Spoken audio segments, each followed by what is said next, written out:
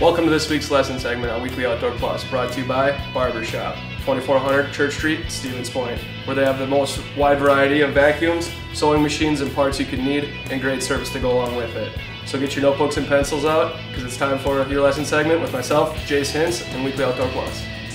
Hey guys, welcome to this week's lesson segment on Weekly Outdoor Plus. Jase Hintz here, about to give you your weekly tip. Sitting up in a tree stand here just to give you guys some visual and some idea of what I'm talking about.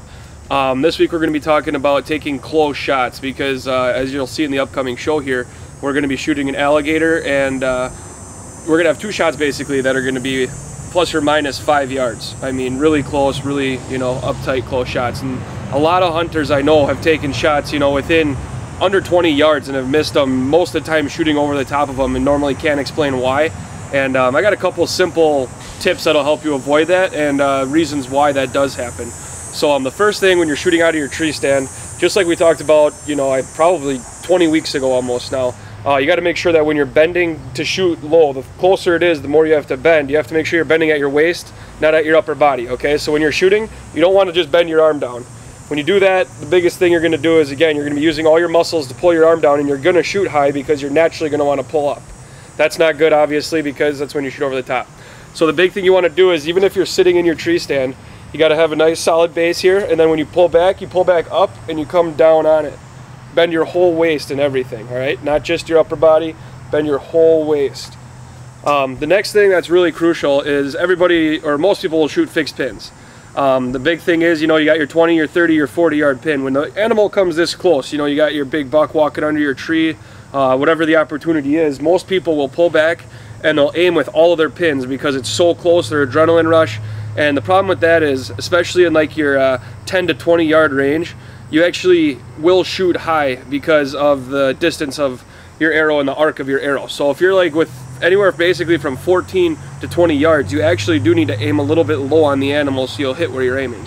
Most people aim with all their pins, obviously putting the 20-yard pin or somewhere around their back, and if you hit that little bit high, you're going to go right over the top, especially if it jumps your string at all. Even 1 inch will be a huge difference there. So anywhere between 10 to 20 yards, you got to make sure you're aiming low. Anywhere farther than that is another thing. It's going to be starting to aim lower with your pins actually. So say you're shooting anywhere, let's say 5 feet, which is not even 2 yards. So it'd be almost a straight down shot. 5 feet on my sight would be putting me around 54 yards.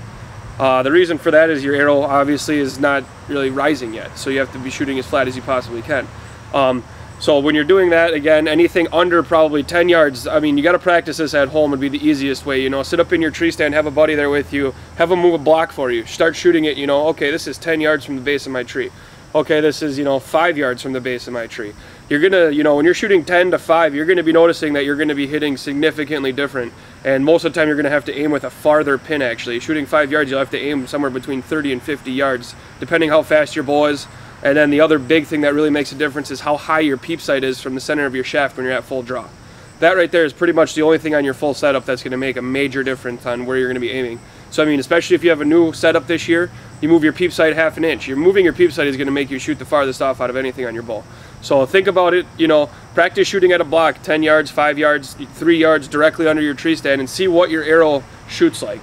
All right, make sure that, again, now when the shot comes in real life, you're thinking about that, where you need to aim, because most people, like I said, you can put all your pins on the vitals, but that doesn't always help, when it's that close, because you're going to shoot high or low depending how close you really are.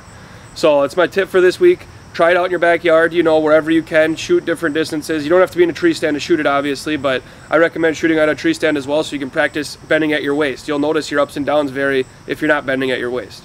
So try those couple little things out, and hunting season's coming around in 2 weeks. We'll have some more good tips for you coming up, and as always, have a safe, good week.